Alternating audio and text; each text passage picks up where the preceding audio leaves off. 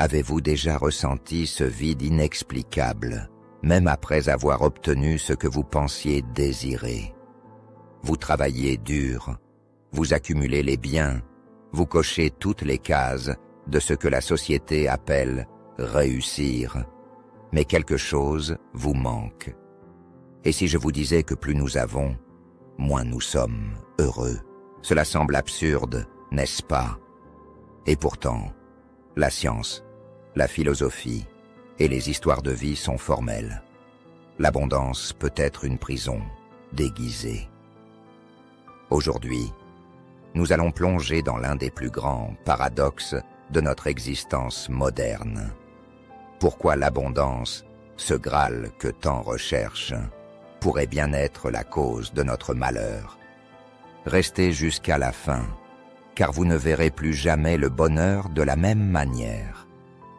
Nous vivons dans un monde où tout est à portée de main. À Paris, comme dans la plupart des grandes villes françaises, une simple application permet de commander un repas en moins de 20 minutes. En 2023, le Français moyen possède 3 fois plus de vêtements qu'en 1980. Et pourtant, les études montrent que nous n'avons jamais été aussi stressés et anxieux. Selon une enquête réalisée par l'IFOP, 64% des Français se déclarent insatisfaits de leur vie actuelle. Mais pourquoi? Pourquoi, alors que nous avons tant, sommes-nous si souvent malheureux? Cette vidéo vous propose de décortiquer ce mystère. Ensemble, nous explorerons les pièges invisibles de l'abondance, les effets de la comparaison sociale et surtout, comment nous pouvons nous libérer de ce cercle vicieux. Alors, que se passe-t-il réellement? Commençons par une révélation surprenante. Imaginez ceci. Vous êtes invité à un buffet où les plats les plus délicieux s'étalent à perte de vue.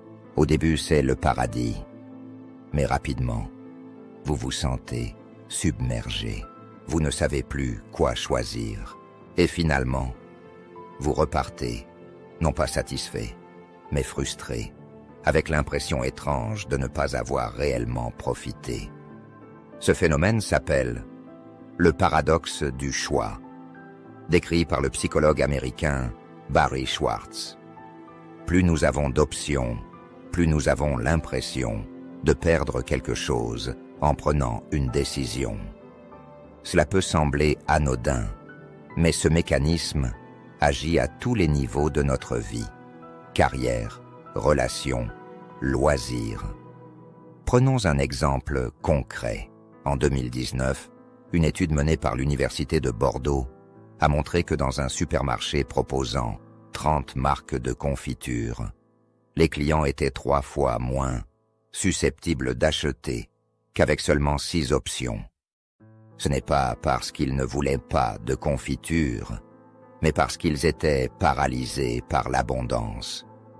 Et si nos vies ressemblaient à ces rayons surchargés, l'abondance ne se mesure pas seulement en biens matériels, mais aussi en comparaison constante. Avant, on se comparait à nos voisins. Aujourd'hui, avec les réseaux sociaux, et on se compare à des millions de personnes à travers le monde. Sur Instagram, une mère de famille de Toulouse peut se sentir insuffisante en voyant les vacances luxueuses d'une influenceuse aux Maldives. Mais ce qu'elle ne voit pas, ce sont les heures de montage derrière ces vidéos parfaites. Des chercheurs de l'université Paris-Dauphine ont découvert que plus une personne passe de temps sur les réseaux sociaux, plus elle se sent insatisfaite de sa propre vie. Ce n'est pas parce que ces plateformes rendent les choses plus accessibles, mais parce qu'elles créent un fossé entre ce que nous avons et ce que nous pensons devoir avoir. L'autre grande illusion de l'abondance, c'est l'idée que plus égale mieux.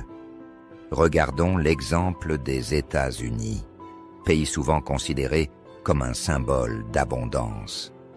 Une étude publiée en 2022 par l'université de Princeton a montré qu'au-delà de 75 000 $ de revenus annuels, l'impact de l'argent sur le bonheur devient négligeable.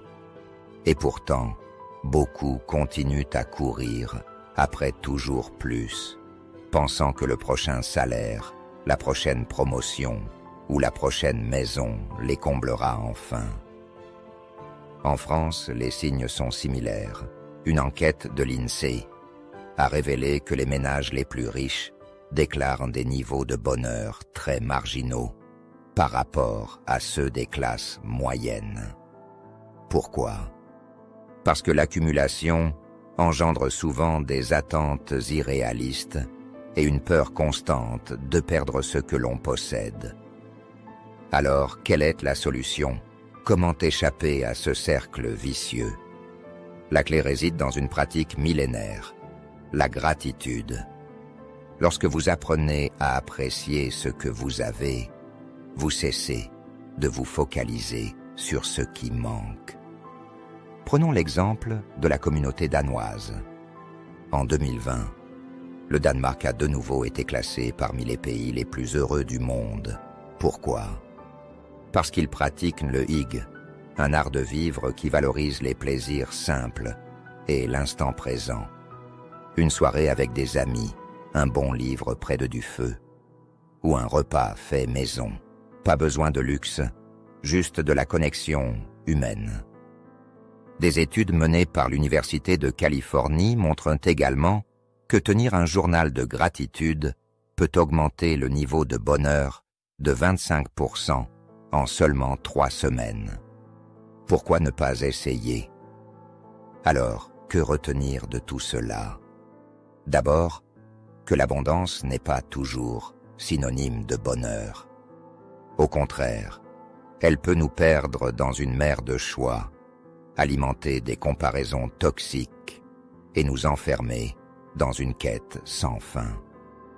Ensuite, que le bonheur ne réside pas dans ce que nous possédons, mais dans la manière dont nous valorisons ce que nous avons. Et maintenant, une question pour vous. Qu'est-ce qui vous rend réellement heureux? Prenez quelques instants pour y réfléchir. Peut-être que la réponse est déjà là, tout près, dans ce que vous avez toujours eu. Merci d'avoir regardé cette vidéo jusqu'au bout. N'oubliez pas de laisser un like et de vous abonner pour soutenir notre travail. Cela nous aide énormément. Et surtout, partagez vos réflexions et en commentaire. Vos points de vue comptent et nourrissent la réflexion collective.